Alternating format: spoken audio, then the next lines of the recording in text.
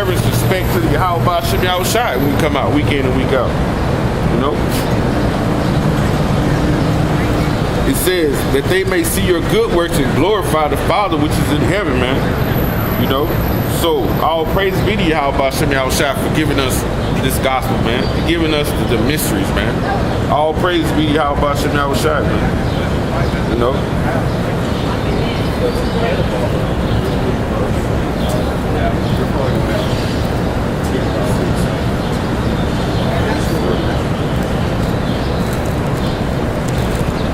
Matthew 26.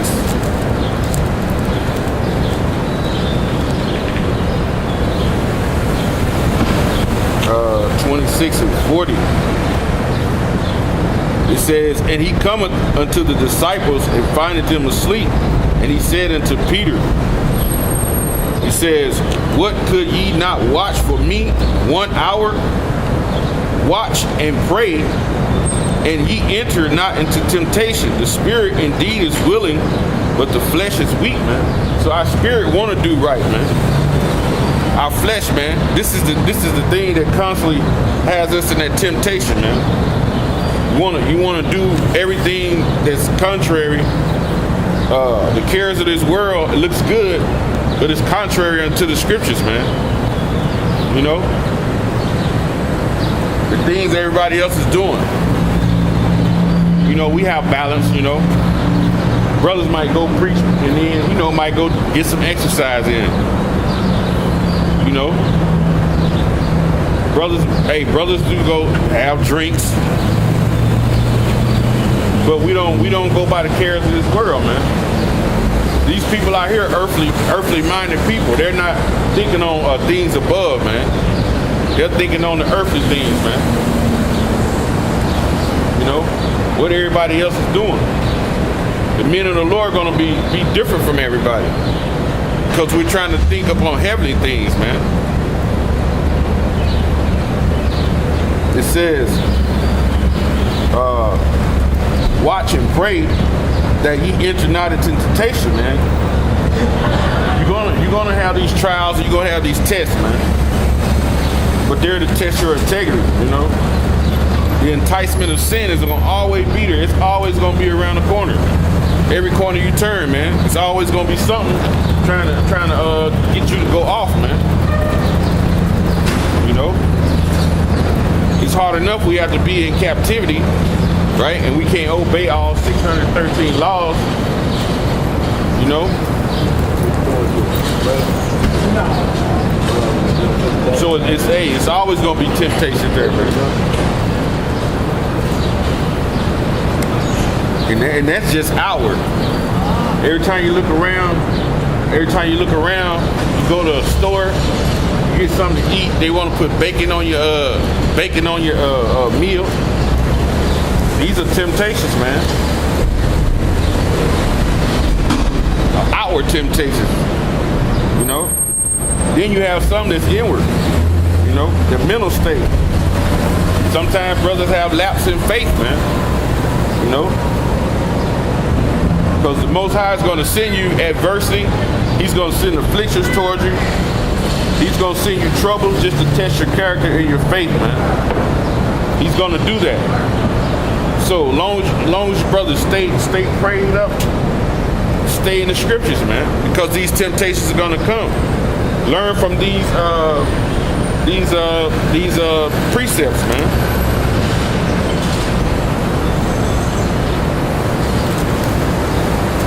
Romans 15:4.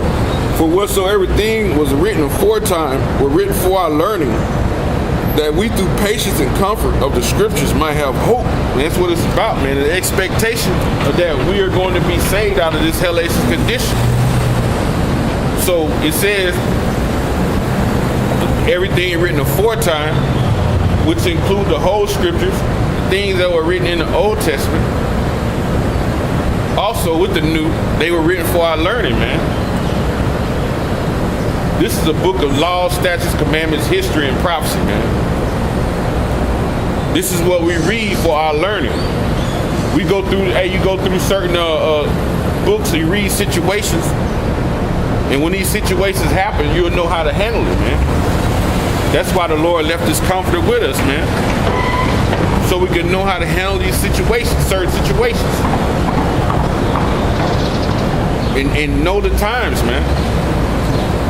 How to measure the times diligently within themselves. You know?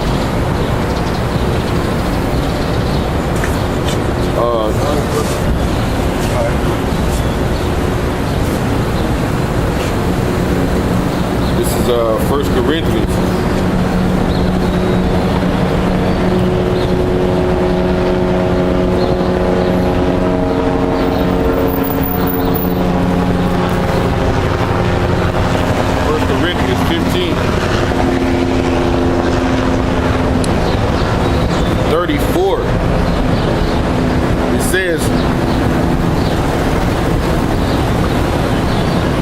Awake to righteousness and sin not, for some have not the knowledge of the Most High. I speak this to your shame, right? It says awake to righteousness and sin not. So it says return to a sober mind state. Return your mind state to being sober, man. You know, and seeking the Lord Yahweh B'Shem Yahushai, man. Seeking Him while He may be found. You know. It says, awake to righteousness and sin not. What is sin, man? It's transgression against the law, man. 1 John 3 and 4. You know? We got to think about what's the right way. The right way. The right way is through the scriptures. Following a beeline in the scriptures, man. Precept upon precept, line upon line. This is how you go. This is how you find the way to righteousness, man. The scriptures, the holy word, man. You can't find the way to the Lord without these scriptures, man. And no, you can't find them in no church on Sunday, man. You know, that whole thing, that whole church thing, man. It's Saturday. Saturnalia worshiping on Sunday, sun god, worshiping the sun god. That's what that's about, man. That's idolatry, man. It's one of the number one sins against the Lord. God bless you, brother. You're not gonna find your way through the Lord through them churches, man. You're gonna see the men on the corner, on the street corners, man. You're gonna see the men, the real men of the Lord gonna be on these corners, man.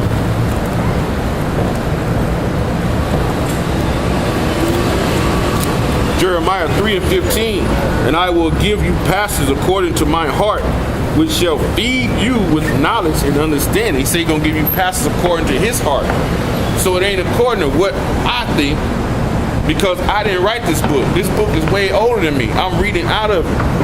So the pastors, he said, I'm gonna send you pastors, man, that's gonna preach you the real truth and tell you the real deal, and not gonna wayward it. Because when you go into a church, man, it's a game, man. They're not gonna tell you nothing of what's really true. I don't need that, brother. You good, man. No, man, you speaking the truth, brother, and I just want to help out, man. All right, brother. All right. Thank you. God bless you. God bless you. Man. It says,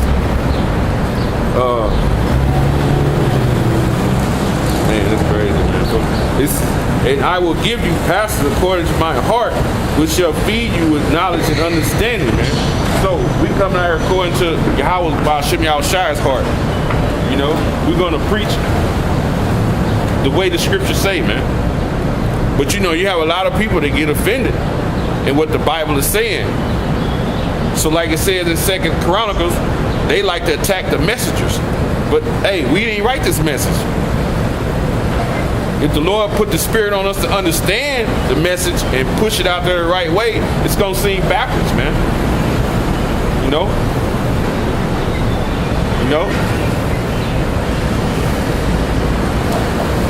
So, hey, man. It says, I will give you pastors according to my heart, which shall feed you with knowledge and understanding. You know? Hey man, who just gave me some money? Take half there, bring half back too. All right. All right.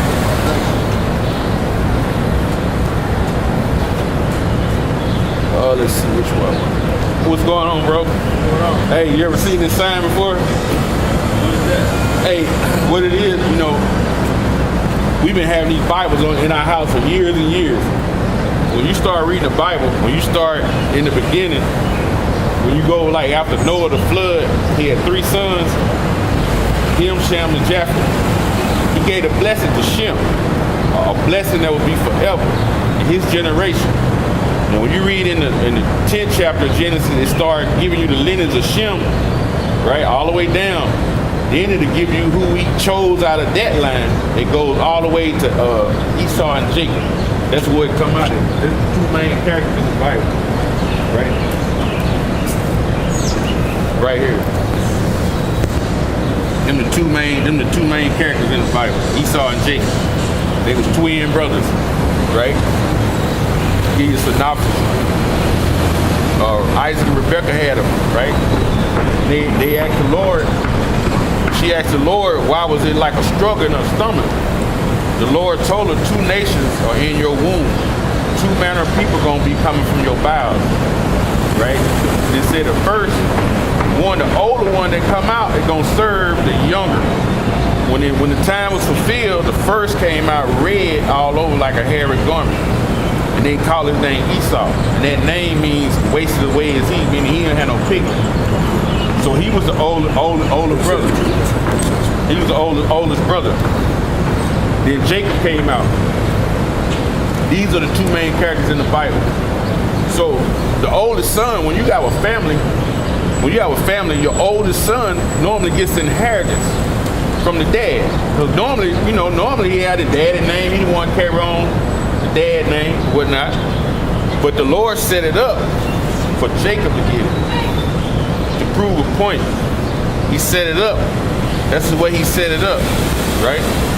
Even before they was born, it was set up for him to serve him.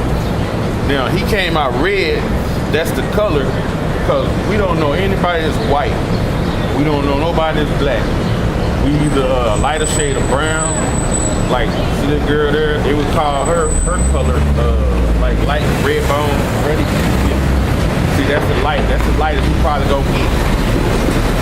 Then we got brothers that dark brown, but then you got lighter shades of red, and you got darker shades of red. So these are the 2 main characters in the Bible. Now, when it get down to it, the blessing went to Jacob and his 12 sons. That's what we had in the Bible. That's what you see right there. Those are his sons, 12 tribes. And then on the left side are the names that you see in the Bible. On the right side was the names that our slave owners gave us when they put us in captivity. Those are the names we got when we went into captivity. Those are the actual names that we go by in the scripture. Judah, Benjamin, Levi. They are the more brown, dark-skinned tribes like Negroes, West Indian, Jamaicans, and Haitians. But when you get to the other tribes, like North American tribes, they start, you know how that Latins look? They have that little light color, and that's because of the conquistadors came and raped the women and mixed that seed. So a lot of them northern tribes, we call them the northern tribes because it's these 3 tribes here are what you call the southern kingdom, and the rest are called the northern kingdom in the scripture.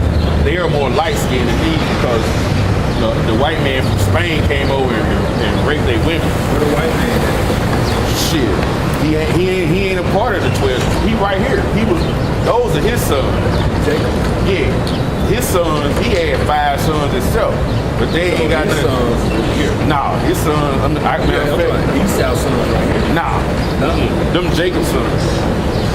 Who was hated? Who? Who was hated? Jacob was hated. He was hated by his older brother. Yeah. Matter of fact, I'm gonna read it. Let me read it to you. That's Genesis 27. Oh, Jacob, I have love. Esau, I have hate. Yeah, that's Romans the 9th chapter. I'm gonna read this one to you right quick. This is Genesis 27 and 40. where he say he want to kill his brother. I remember the story with the killing. Yeah. Because birthright. Yeah. That birthright. I was taking a picture of her son. Okay. Yeah. Yeah, it says, and Esau hated Jacob because of the blessing wherewith Genesis 27:41, wherewith his father blessed him. Esau said in his heart, the days of mourning for my father are at hand, then I will slay my brother Jacob. He tricked his daddy to give him the blessing. The mom did. Yeah, it was set up with the mom, put the hair, and rubbed it. I'm blessing you. Yeah, because he was going blind. Right, he couldn't see. He said, it smelled like Esau. You feel like Esau. You feel like Esau. See? So the blessing went to Jacob. Right? That's the way the Lord set it up. And this is right here, he tell you right here, this is Romans 9:13. Well, I start at 9. For this is the word of promise. At the time will I come, and Sarah shall have a son. It says, and not only this, but then Rebekah also had conceived by one, even by our father Isaac. For the children not yet born, neither having done any good or evil. So they said they haven't done any good or evil. They ain't even born, that the purpose of the Most High according to election might stand, because he was going to have an elect. It says, not of works, but of him that calleth. It is said unto her, the elder shall serve the younger, and it is written, Jacob have I loved, but Esau have I hated.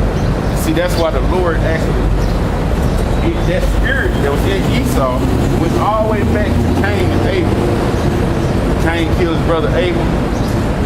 That spirit, when Cain died, the Lord took that spirit, brought back to the spirit world, and sent it back. He sent that spirit back into Esau. Because when you die, your spirit, everybody when they die, their spirit goes back up to the heaven. I can read that to you.